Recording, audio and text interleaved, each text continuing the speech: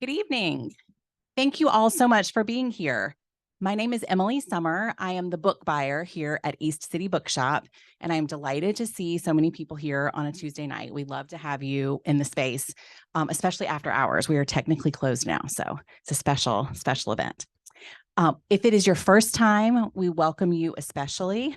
If you've been many times before, we are glad to see you back. We are also delighted to have so many people watching at home on Zoom. So if you weren't able to be in the store and you're joining us virtually, we're very glad that you're here too. Please say hello and introduce yourself in the chat. It's always fun to see where people are tuning in from.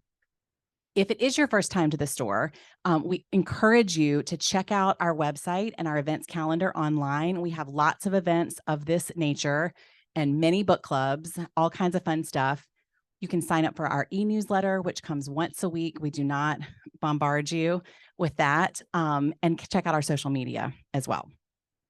Before we get to tonight's conversation, I have just a couple of housekeeping notes.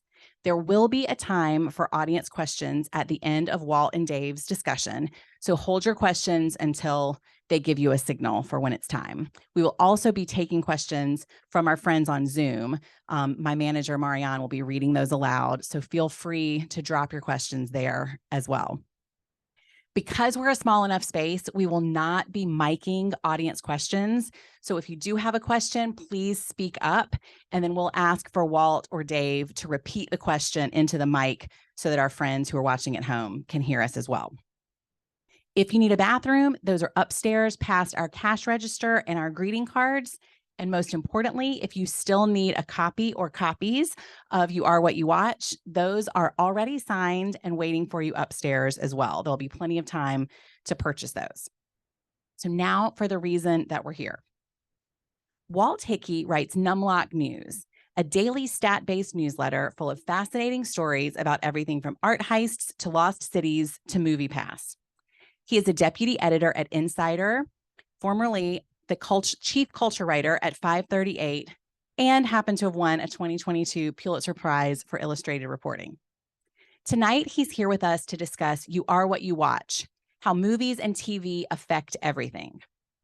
If you've ever attended one of our events before, you'll know that I always say, I am the buyer for the store. I am not the events manager, which means that I only volunteer to host these events if it is a book or subject that I am particularly passionate about.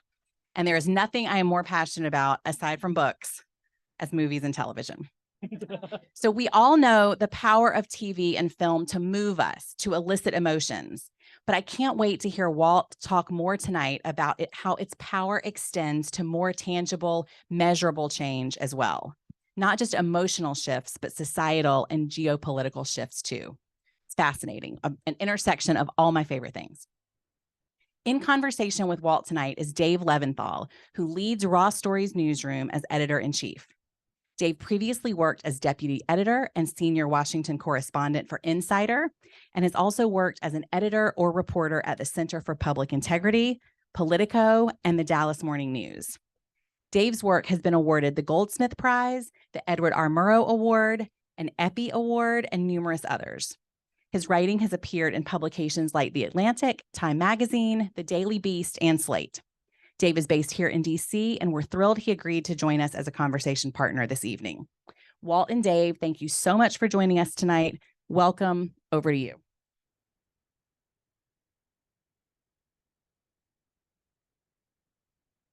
Thank you. The U.S. military is not exactly a stranger in the movie business. They assisted in the first film to ever win an Academy Award for Best Picture, Wings. During World War II, the U.S. military walked in lockstep with Hollywood. Donald Duck's stint with the Navy had genuine homeland propaganda intentions, and Hollywood made all sorts of screwball comedies like Caught in the Draft, You're in the Army Now, and Boobs and Arms to help make getting drafted seem like a good time. But after World War II, the military was chided by U.S. senators after diverting resources to help film 1962's The Longest Day, a D-Day movie with extensive materials and personnel from the military during the Berlin crisis. Further, director Darryl Zanuck refused to delete dialogue the military found distasteful in the final cut. Taking flack from both sides, the Pentagon brass licked their wounds and in 1964 rolled out a guide for all future collaboration between Hollywood and the Department of Defense, which mandated that the U.S. Armed Forces wouldn't collaborate on films where they didn't also get full script approval.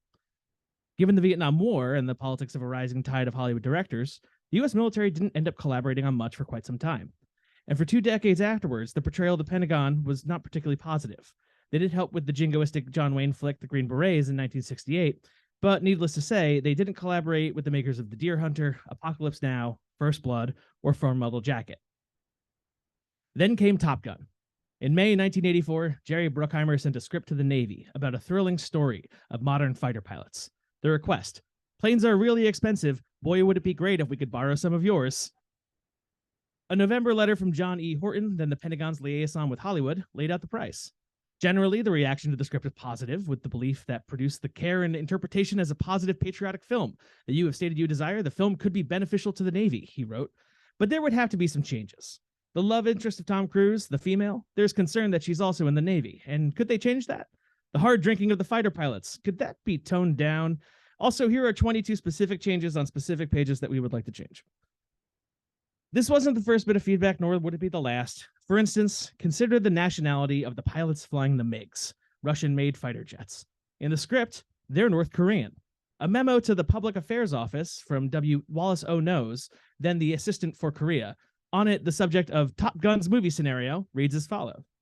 I have reviewed the attached scenario, and because of ongoing efforts to reduce tensions between the two Koreas, cannot concur in identifying North Korea in the film as the aggressor nation. The NESA region does not object to identifying Libya as the aggressor nation. But the best part isn't the type portion of this memo. Written in pen and ink, does not object has been scratched out. Below it, in handwritten script, reads, no need to highlight Libya or give Gaddafi any ideas. We don't want to highlight him or his actions, real or fictional, and it is signed by the country director for Libya. A fictional country is recommended, and lo and behold, the bad guy in Top Gun is suddenly mysterious.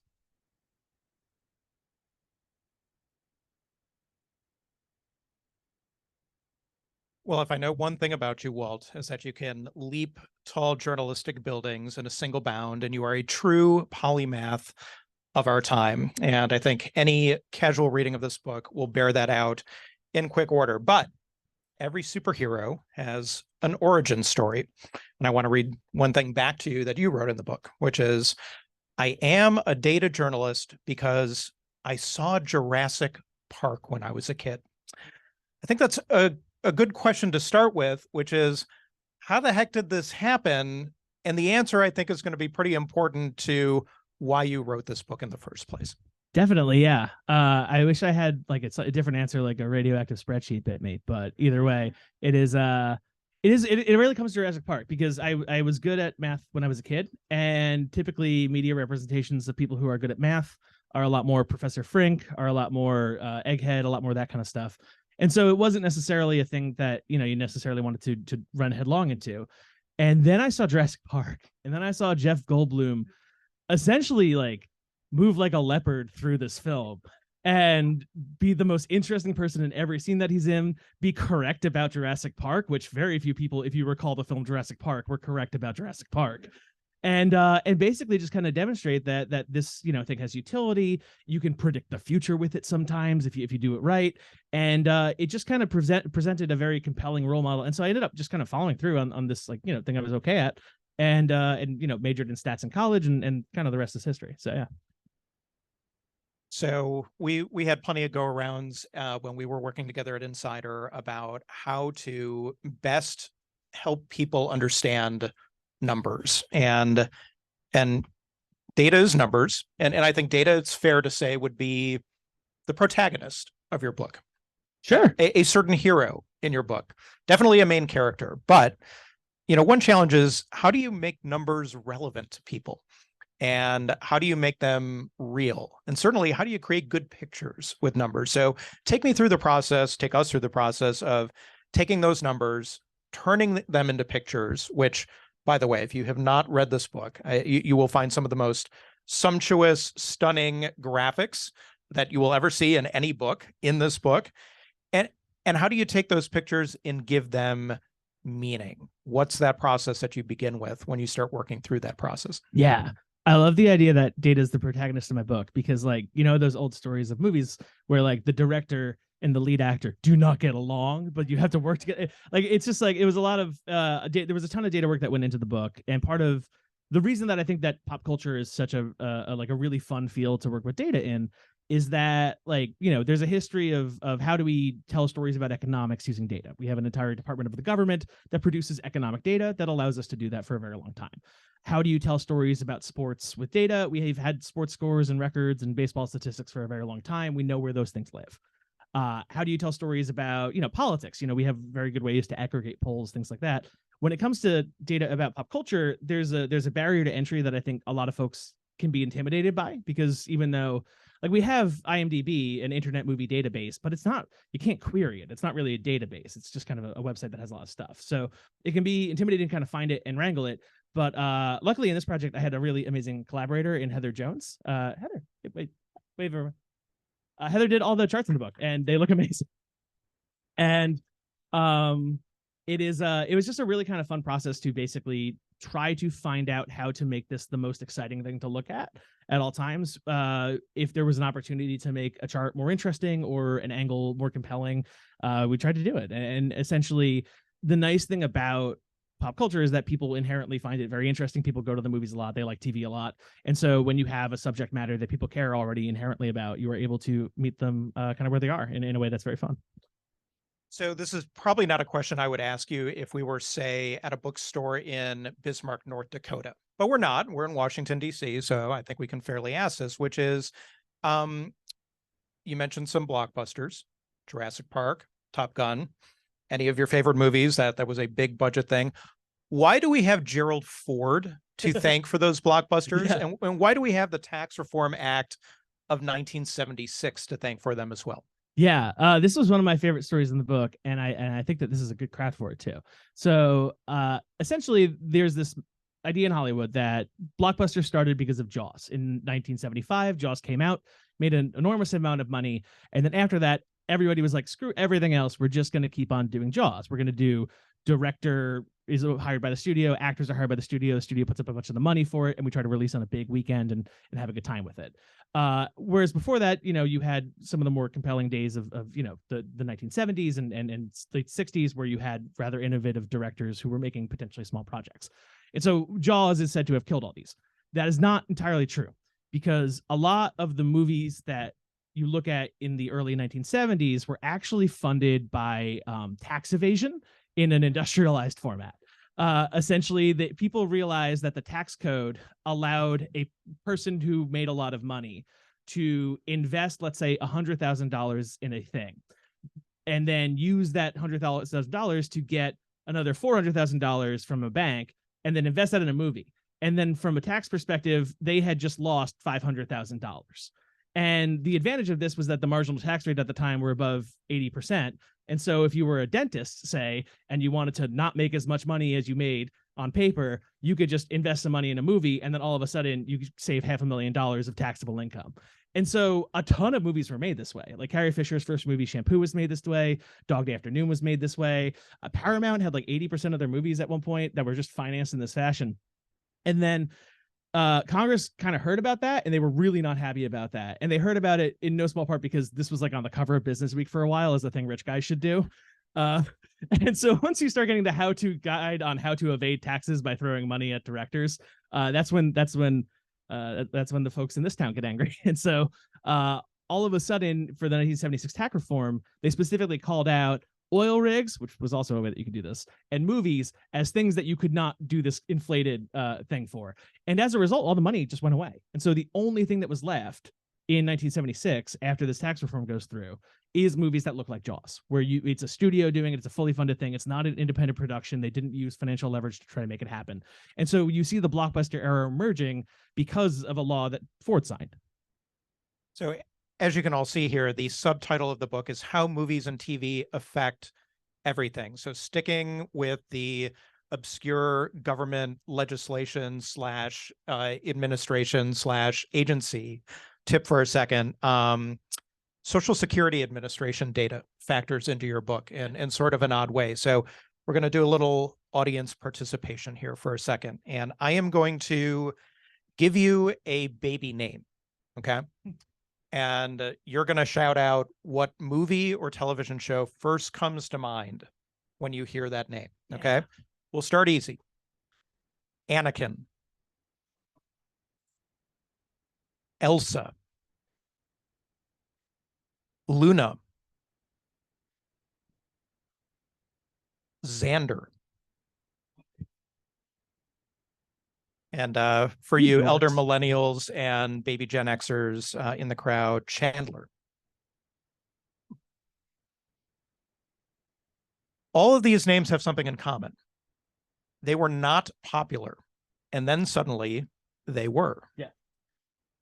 Talk us through, and all love and respect to the people who have like a little Maximus out there in Zoom land running around on the floor.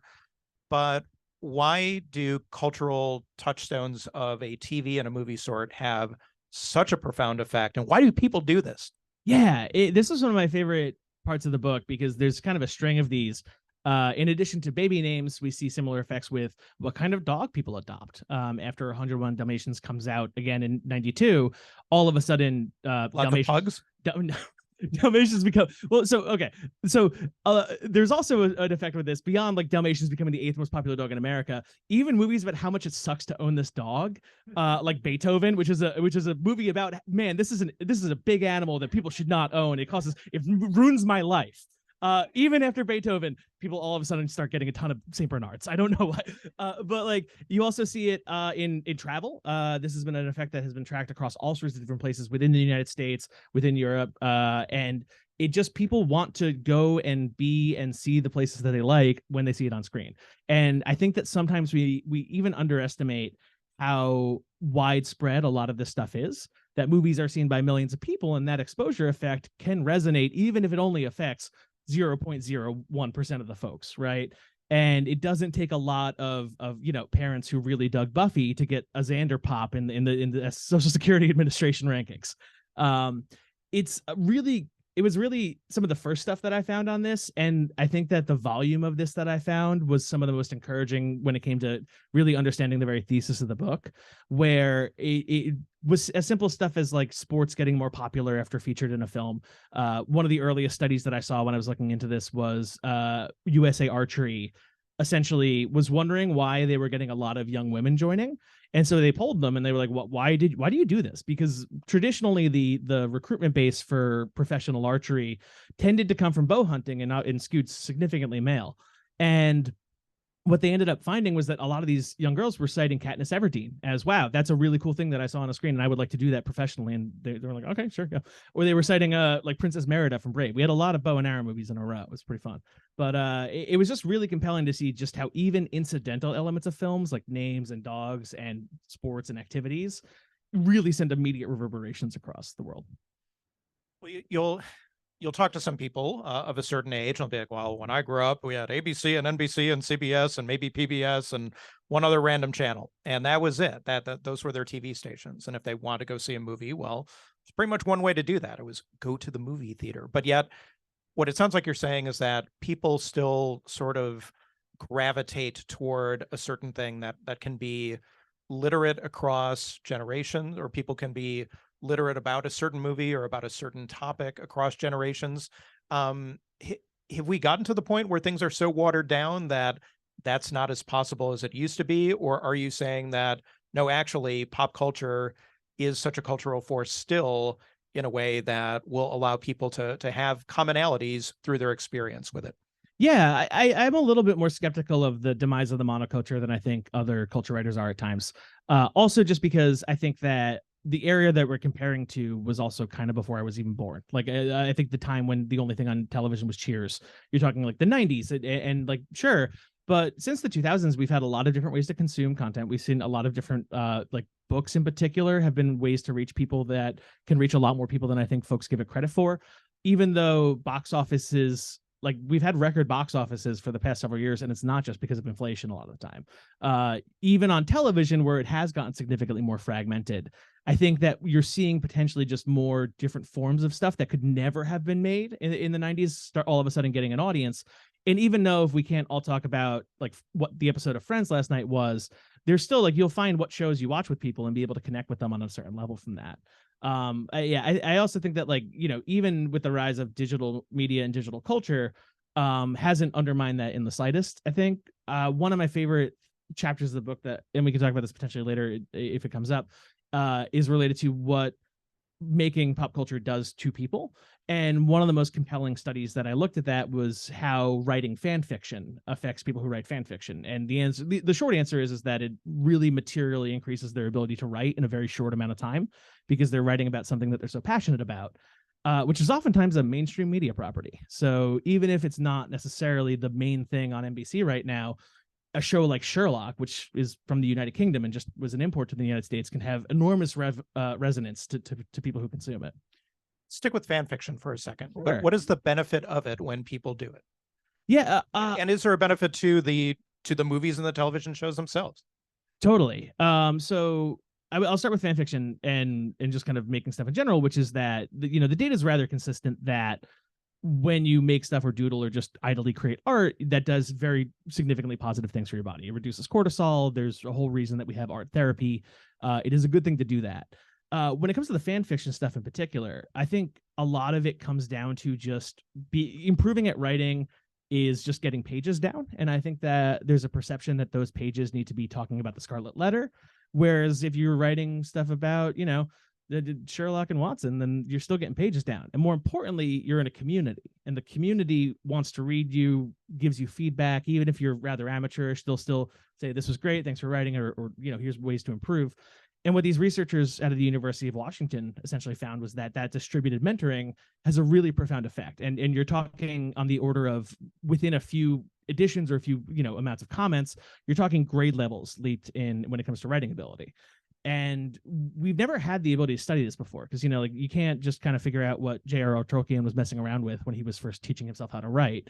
But we have this record for people who have basically been writing for years on these websites, and we can understand precisely the way in which they can improve. And so, yeah. And your book kind of reads like fan nonfiction at times, where it's just like everything that you love and everything that you feel so passionate about has just been totally bled into the pages of this book. So talk a little bit about your writing process, particularly how you found time for it, when you would weasel this into your schedule. And I know you took some time off, but yet at the same time too, you had other things going on.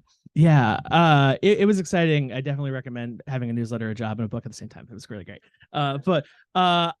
You just actually said something really interesting that I've never thought about, which is like you described this as fan nonfiction, which is not like the wrongest thing. So one of the big parts of this book was I did a very big literature review. Like when I was starting it out, I really wanted to make sure that I was building the book and the ideas within it on as much established science as I could, as much peer-reviewed research as I could, and as much information that had been kind of vetted through other sources, in addition to just stuff that I wanted to say about Pokemon. But I think one of the best parts of that was that you could see different strategies that researchers were employing to learn things about how people perceive stuff. You can see people using eye tracking technology. You can see some researchers in Europe strapping a mass spectrometer, which is a device that detects different chemicals, onto the outflow of a movie theater, so that they could actually discern what people were exhaling in real time, and how that changed over the course of different films and was repeatable between different screenings of different films. And you saw things like using GSR, which is the galvanic skin response, to gauge emotional intensity over it. And so, like, you want to talk about fan nonfiction. Like, once I found out about that, I obviously interviewed a lot of these people, but I also built and sent out 9 GSR readers to friends so that they could guinea pig this thing and watch different movies, being like, okay, so I know based on this paper that you can track people's emotional valence using this technology. Now, screw it, let's do it, baby.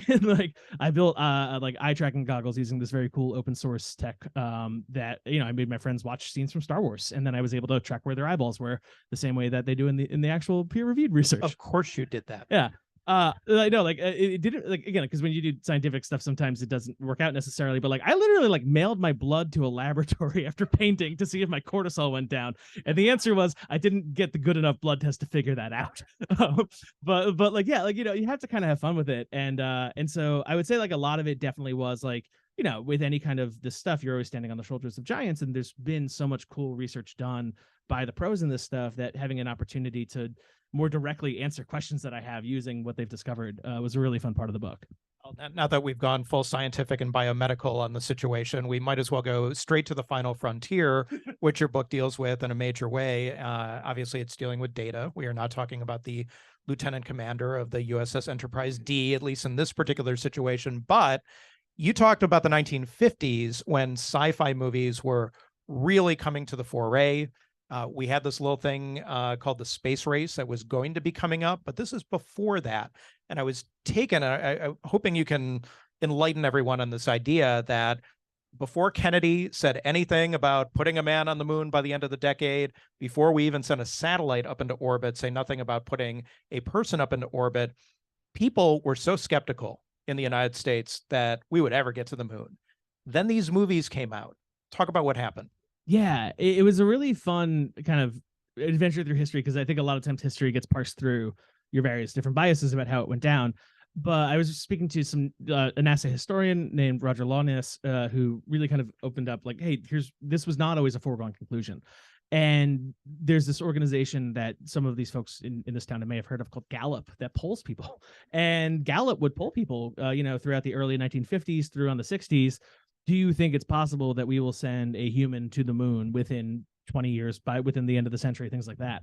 And in the early 1950s, that is just simply not considered to be within the realm of possibility. And you can understand why, because like when the rocket experiments when they were happening were typically related to missiles, were typically related to, you know, they weren't really also very successful. Again, we didn't get a satellite into orbit until the end of the decade. Even the stuff that we were shooting up with rockets, like the memory of that was the Blitz. The memory of that was rather unfortunate a lot of the time. And the idea that you can go to the moon was considered fairly outside the realm of possibility. Now, for the folks who would go on to form NASA, gentlemen like Wernher von Braun in particular, that was an impediment, because if the country couldn't believe that you could go to space, then you were not going to get all that money to go to space.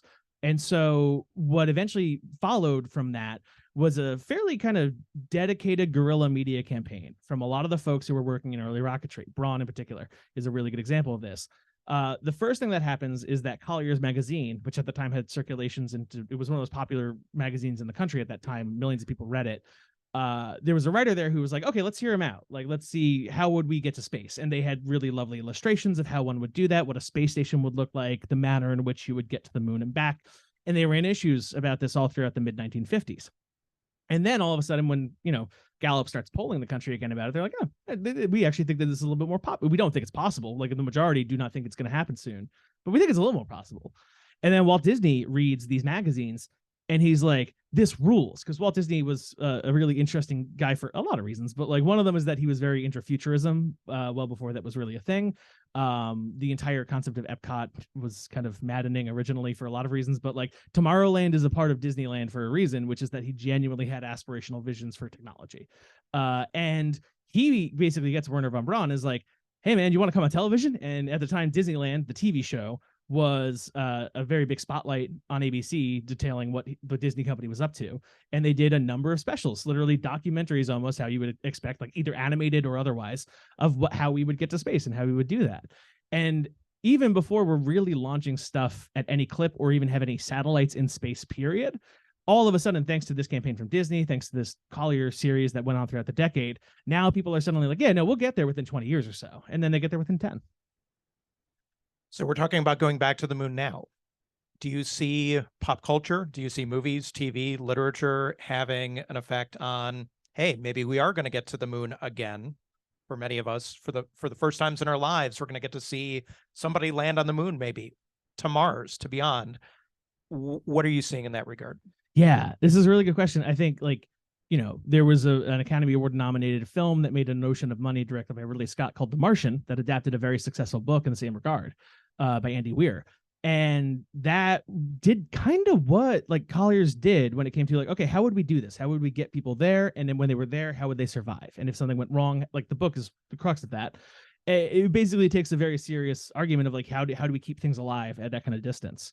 And I think that has, there's always been that kind of fervor for, you know, putting things in other places, whether or not there's the budgets to kind of back that up and accomplish what needs to be done to get there is a little different. But like one of the kind of biggest stories in science fiction in the past couple of years has been, you know, how do we settle places? How do we get long-term sustainability? Shows like The Expanse, shows like Battlestar Galactica, shows that are very realistic in their portrayals of how much it sucks to be in space all the time, have been pervasive. And I think that like that challenge has, if not, it hasn't discouraged people. It's, if anything, motivated folks to try to, you know, work this one out. So say we all. Well, this is what happens when you get Dave Levinthal to MC your bed. You get, it's real good. Well, we've talked about space. We, of course, then have to talk about time. And you made a point in your book about the amount of time that people not only spend day in, week out, but through their lives and consuming media. It's about 1/5, if I'm correct in your interpretation of this, 1/5 of our lifetime of waking hours. Of our waking hours. We do a hours. lot of sleep. That's true. But we may be thinking about and dreaming about movies all the same when we're asleep. Yeah, but we're going to count those now. That's a good point. I count sleep as me now. That counts as pop culture. I am sure you have some technological gadget or gizmo that will track this. But would that have even been thinkable 100 years ago, 50 years ago, that we would be spending that much time today consuming this type of material? So kinda like this is a really good question, because when you talk about the Industrial Revolution, right? The first Industrial Revolution really increased productivity quite a bit, but the second Industrial Revolution, which happens around the same time that you see movies emerge as a medium, gave people back their time. Like you had the 40-hour work week emerge as a function of the increase in technology in the late 1800s. Because like 1900, you know, kids weren't watching Netflix when they were 10 years old. They were working in a coal mine. Yeah, right? but then all of a sudden you get your time back a little bit, and then they're going to Nickelodeons. Then they're going to movie theaters where you would just, you know, pay a certain amount of money. You would sit down, you would, you know, spend the afternoon watching a movie, and it would have, you know, not dissimilar to an autoplay Netflix function where they would just play the same thing over and over again. You come and go as you please. It was really fun kind of following some of the, like, if you treat movies as technology, which I think is a worthy perspective to briefly take a step back and think about. Like, movies happened because a couple different things happened at the same time. You had projection technology, you had the chemical development of celluloid, you had the ability to turn that celluloid into a film, you had the ability to take pictures, and then the ability to take pictures rather quickly and in sequence, and then you eventually had sound that you were able to sync up to that. And so movies as a technological project, you had the ability to, also take a negative of a film and reproduce it onto a positive and make unlimited copies for marginal cost per copy. And what that did was that facilitated the creation of the economy of movies, where it used to be that the most number of people that Charlie Chaplin could dance in front of in one night was basically 3 theaters. He could do the early show, the mid show, and the late show, and then he'd have to go to sleep. Within a decade, he could all of a sudden be in thousands of theaters in one night. And that basically took the economy of scale and made it so that you could spend a lot more money on the initial input and then make it back through the cheapness to distribute it and have a very viable industry overnight. So that's like, you know, a little bit too historical, but like kind of as we move forward, it's really cool seeing how much all this stuff gets echoed. Even as we see the emergence of digital culture, like the same thing that we saw when we got movies for the first time, of like people, a lot of these movies are guys doing stunts with other guys. A lot of these movies are like spooking people out and trying to scare them a bunch. You see that with the development of the internet. It's a lot of stunt videos. It's a lot of like jump scares. And you can see essentially a lot of these things echo one another over the course of history. But I guess, you know, the kind of broader stretch of it is like, I think that people have always had a lot of free time. I think the most interesting development of this technology since its creation has been in facilitating us, you know, getting the most out of it. It used to be, you know, we would spend hours hearing each other play the piano. You could track piano sales as basically a proxy of all music sales in the country. And then when you had recorded sound, you could do the same thing with album sales. And then when you had eventually, you know, recorded films, you could do the same thing with VHS sales. And so people have always wanted to divert themselves during the hours of the week that they're not in the coal mine, as it were. So we're going to get to audience questions in just a moment here. And also, too, I should note, too, that if you're watching and you are not here physically, you could also ask questions as well, and they will be relayed as much as possible to Walt. But before we get to that, Were you personally shocked at any point by any particular data point or line of inquiry that you had in this book where it just knocked you on your ear and you said, I can't believe this, even as somebody who deals with this stuff day in and day out? Yeah, there was like one thing that was really counterintuitive that when you think about it makes a ton of sense, which is the relationship between violent films and violent crime, which a lot of times it's very easy to make the step between like, oh, if you show somebody a lot of violent stuff, they're going to do violent stuff. Whereas there was this very cool study by these two economists that essentially compared week to week peer weeks within the calendar, some of which had a violent film release that millions of people saw, some of which didn't, right? And what they're able to do is kind of develop a natural experiment from that. And they're able to compare essentially, you know, if you exhibit a natural violent film to millions of people, you probably would see a registered effect on that when it comes to what people are actually doing. So they wanted to kind of measure how intense that relationship was and how much violent films ended up causing assaults. And what they were surprised by, and what I was obviously subsequently surprised by, is that this stuff doesn't happen. And the reason that they found is that if you spend 3 hours in a cinema drinking Diet Coke and eating popcorn and watching a violent film, you're still going to behave better when you leave than the person who is alternative you who spent that in 3 hours in a bar getting drunk. And as a result, just by reducing the alcohol risk for typically young men, and by reducing the amount of time that you're potentially exposed to just being in a dangerous situation, you're actually managing to, from a public health perspective, turn the temperature down a little bit. So I'm sure you have questions, and just raise your hand. I will do my best to call on you. And then in the back, if we do have audience questions from Zoom land, then just flag me on that too. So let's start right back over there. Yes, please.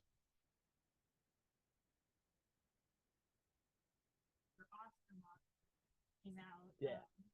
Oscar buff, and you're always my hero for predicting Moonlight, like to beat La La Land, with the Oscar model. And so I just have to ask, what is one Oscar injustice that you still makes you mad in terms of one that shouldn't have?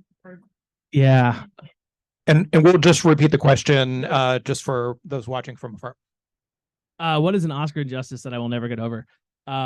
Many. I think I'm like still pretty salty that Leica Studios has never won an animation Oscar. I think that the animation Oscar, it tends to just kind of reward the most successful film of the year, and I think that people sometimes dismiss that medium as just being for kids, and so they won't be the general voter base will not be as interested as the animation base in rewarding, you know, interesting films from like either overseas or from, you know, the stop motion world or stuff like that. So like I will probably say like Kubo and the Two Strings getting completely snuffed was the saddest one for me. There's a lot though. Green Book wasn't great. I didn't really dig that one very much. But yeah, no, the Oscar stuff is really fun. I enjoy that a lot. I read a little about them in the book as basically how we understand quality out there. But yeah, it's a fun project, and I'm very screwed this year about it. I don't know if you've been following this very much, but the Golden Globes are not the thing anymore, and they all of a sudden all the award shows are now after the Oscars. So lower your stakes for this year, please. Yes, sir.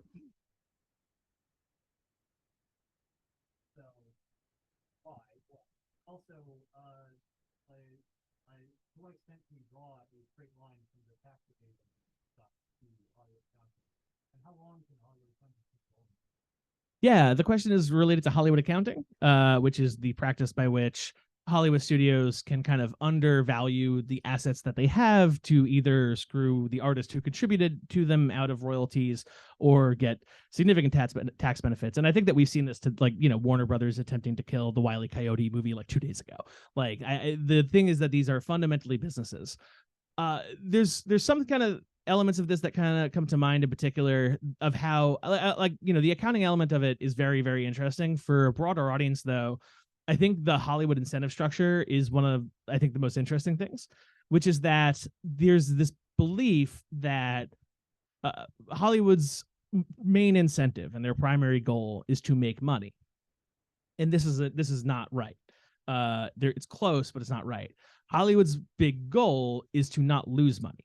And so as a result, there's a level of risk aversion that has particularly very common to very large publicly traded media companies. And over the past couple of years, we've seen large publicly traded media companies consolidate very significantly. So they're very large public media companies and have kind of consumed a lot of the independent production companies that are involved. And so what the effect of this is that people are far rather to bet $1 that they know that there's a very good chance that not only are they going to make that dollar back, but maybe they'll get another 10 cents on that dollar back. So they'll make sequels, they'll make reboots, they'll take traditional IP that has worked in the past, and even though it won't necessarily blow the doors off entirely, they know that they're going to make their money back on the investment, compared to here's a new project and here's a new concept and we don't know if it's going to work. There's a world in which it works and we make a ton of money off of it, but there's also a world in which we lose our shirts on it. And the answer is that, if you are a producer of these films, if you work for a studio, nobody ever got fired for making their budget back. People get fired for not making their budget back. And so the incentive structure within the industry, as it often is right now, is that they're unwilling to bet on riskier things that may truly benefit them in the long term. And it's one reason that you see a lot of the most interesting and compelling franchises of the past 20 years or so. They didn't actually, Disney didn't make them. So Star Wars, they bought from Lucasfilm, which was an independent production company, and The Phantom Menace is the largest and most successful independent film of all time because George Lucas sold the toy rights and then used the toy money to make The Phantom Menace. And so you also see this with Avatar. Started out as an independent production, and Avatar 2, obviously, these are two of the most highest grossing films of all time.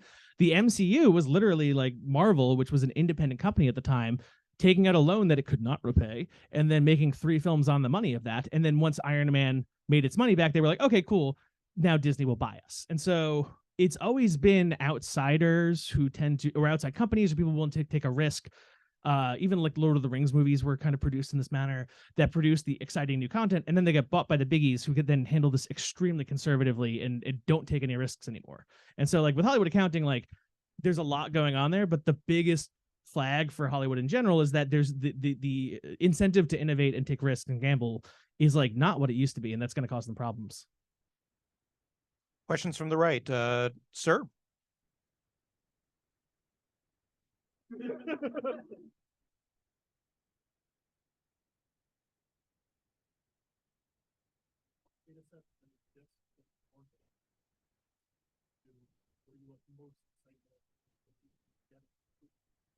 Yes, the question is, what data sets could I not get access to that I was most excited to put in this?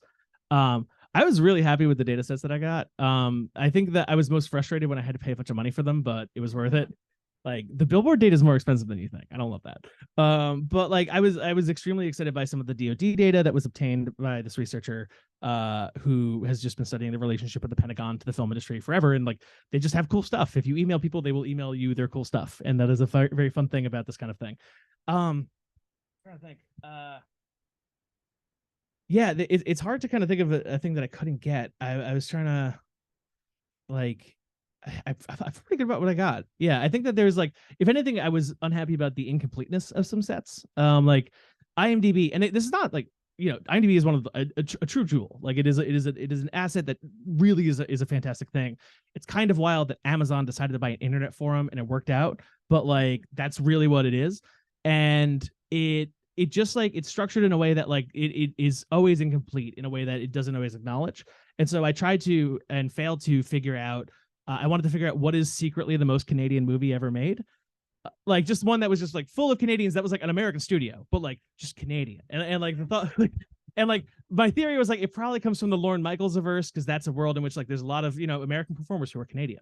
And I wanted to figure out the secret one, and unfortunately the birth date data on IMDb was insufficient. So we gotta figure that out. I love you for the fact that you tried this thing. I tried so hard, man. I really did.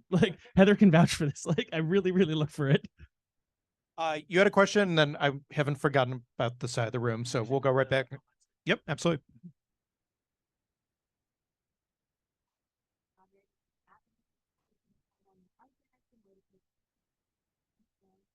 Yeah, I think it was really fun. I know. So Workman is the publisher of the book, and one reason that we just kind of went with them to begin with is just that they're very good at visualization. They do a lot of really good, very strongly visual books. They have a lot of experience in this.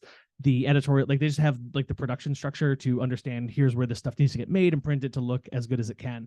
And so they I was very happy that we worked with them, and I was so happy with how it kind of came out in particular. And working with Heather was phenomenal. It was really exciting. It was a good chance to kind of work in as a digital person first, having infinity room to do charts, that having structure and limitations is actually a really exciting kind of way to learn more about how to convey information to people in a really parsimonious way.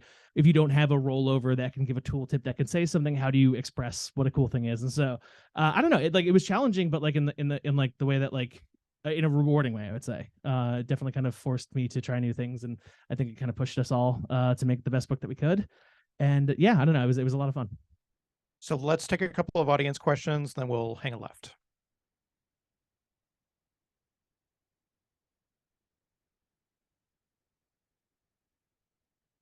Yeah. And I can do that because there's this research organization at the University of Southern California, the Annenberg Inclusion Initiative, that does this really, truly amazing annual report. And they've done it for, I think, about 14 years worth of data.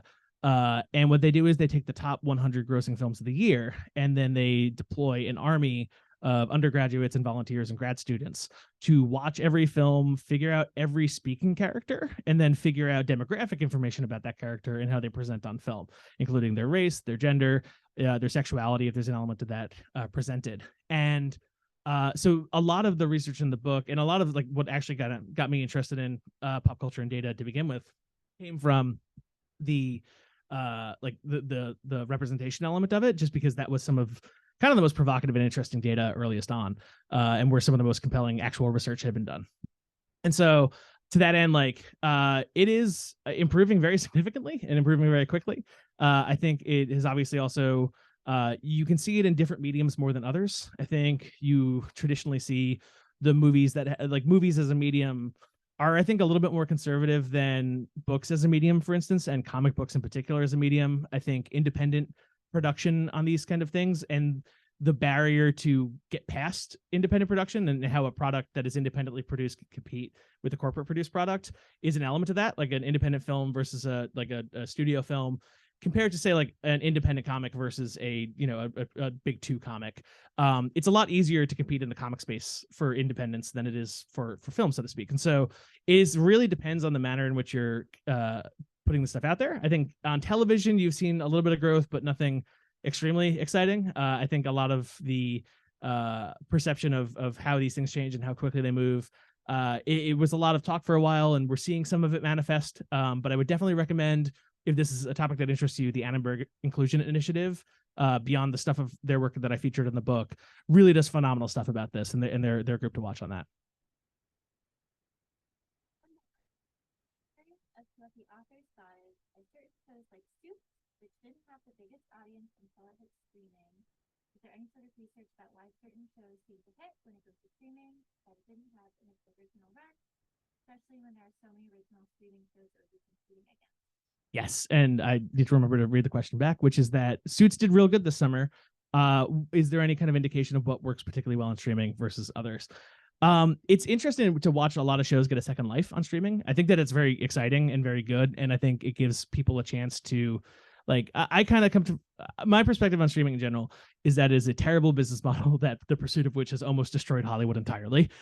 But it's still pretty cool, and like I think in concert with other stuff could be really good. I think the pursuit of streaming as the only model and as the next model to the exclusion of other ones has like produced some of the worst decisions that Hollywood has made recently, particularly about like mothballing these films, that it doesn't make sense to put them on a streaming service because like how are you going to get an additional $70 million worth of new subscribers from a film off a streaming service? But that's like the fact that you even have to ask the question in that way is the condemnation of streaming as the only business model. Because it used to be you could release things in the cinema, and then after it was done in the cinema, you could release it to DVD.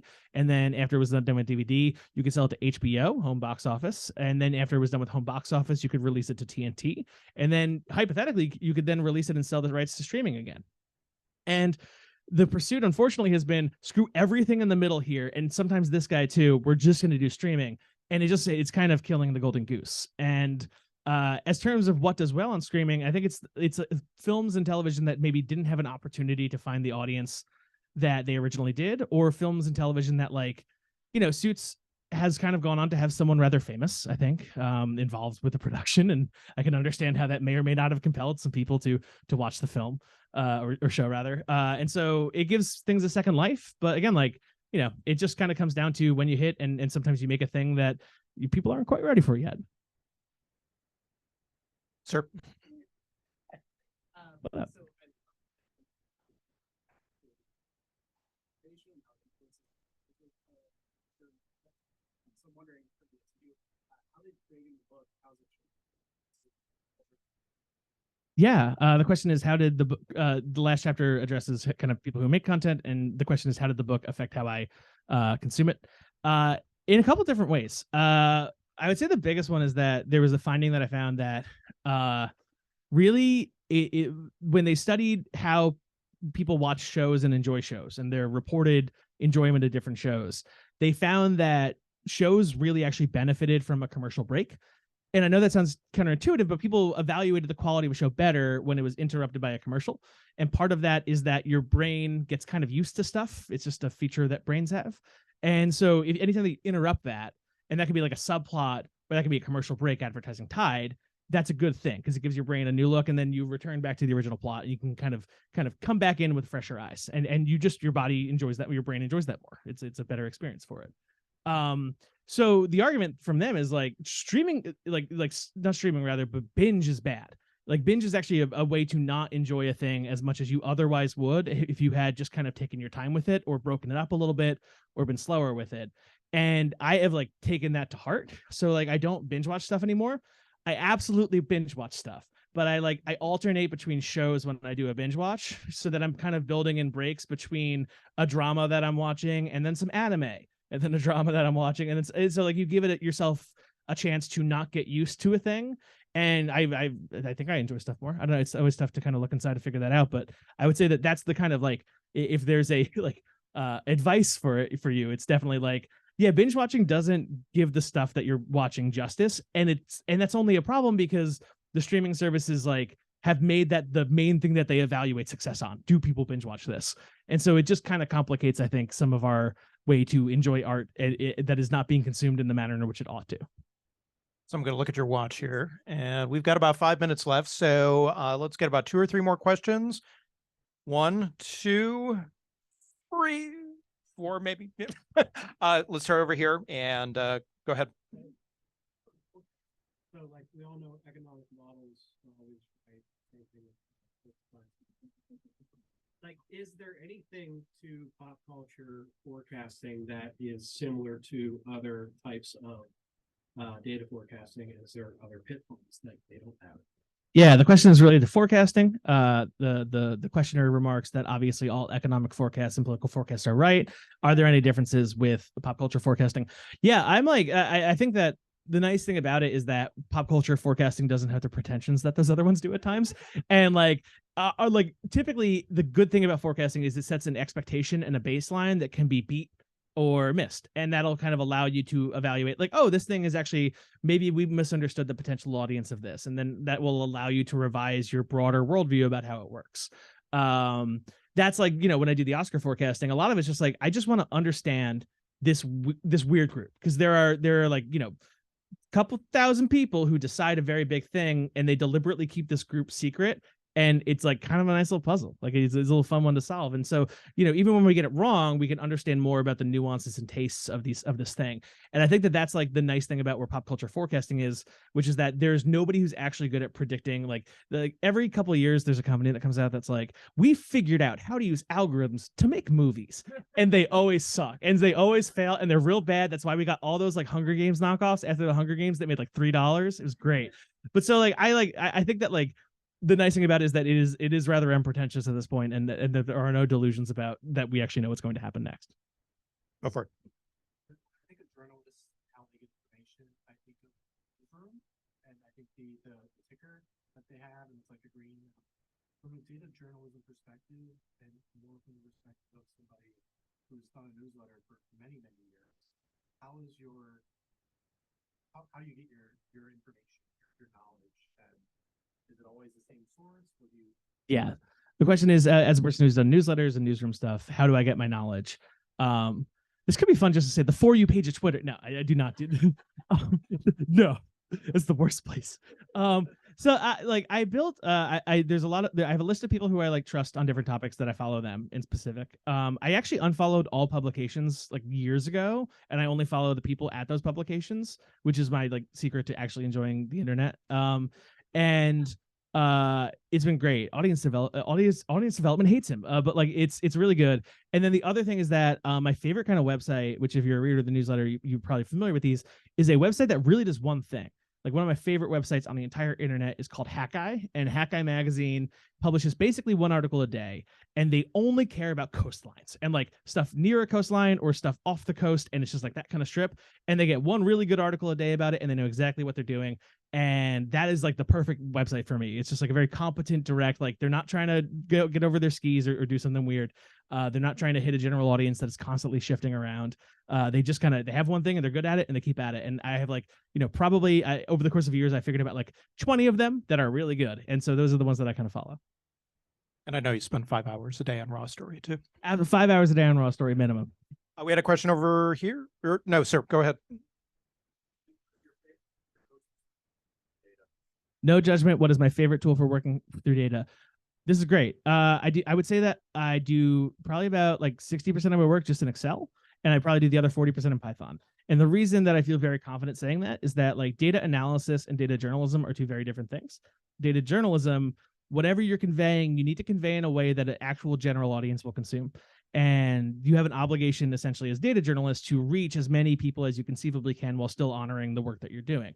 Data analysis, you can just go deep in the weeds and go as far down as you want to go. But with the nice thing with data journalism is it actually kind of forces you to keep it as simple as possible, as direct as possible. And anything that's a little bit too tricky to do in Excel, you're teetering on the edge of like, am I actually going to start losing people with this? And when you've started losing people, you stop connecting with them, that you stop actually transmitting the information that it is your obligation to give them. And so it does kind of force you to stay honest if you can't do it in Excel.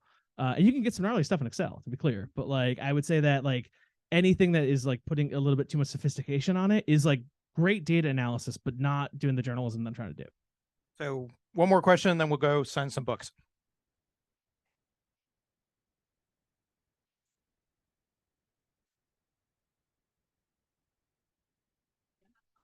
About it. And I've also seen a lot more creep in advertising and virtue signaling in media. And I think that's all being kind of retained. So I guess my question for you is, where do you recommend people go to have deep conversations about what they're taking? Yeah, the question is, where do you recommend people go to have great conversations about what they're taking in? That's a really good question that I also think is a bit of an unsolved problem at this point. I feel like we lost forums. Reddit kind of ate all the forums, which has its problems. And I think a lot of what used to be like articles in pop culture that you could comment on and have a conversation underneath and have discussions have kind of actually been like ossified into podcasts. And I think a lot of like things that would have been posts 5 or 10 years ago are now minute 43 in a 2-hour-long MP3 file about a movie. And I don't think that's great for discourse. And like, I don't have a technological solution for you, but I would say that like book clubs are really fun. Some of the most stimulating conversations I've had are in book clubs. I like, during the pandemic, my big read was Wheel of Time. And luckily there's this really vibrant community that I could kind of dive into that has been having these conversations, obviously like over 20 years, like on forum threads in places. And like now I'm in a book club where we're going through the entire Terry Pratchett Discworld stuff, and like just having like a WhatsApp group where I can talk to my friends about that has been really rewarding. And so I would say either like movie club or book groups, like you kind of got to make your own luck here, but the platforms will never give that to you because they want your eyeballs more than they want you to put your eyeballs on other stuff. Well, you are what you watch, but you're also what you read. And Yeah. Please tell your friends, your family, and everyone to read Walt's book. Any parting thoughts? Thank you to East City Books for having this. This is really fun. It's really great to see everyone. Thank you for coming out.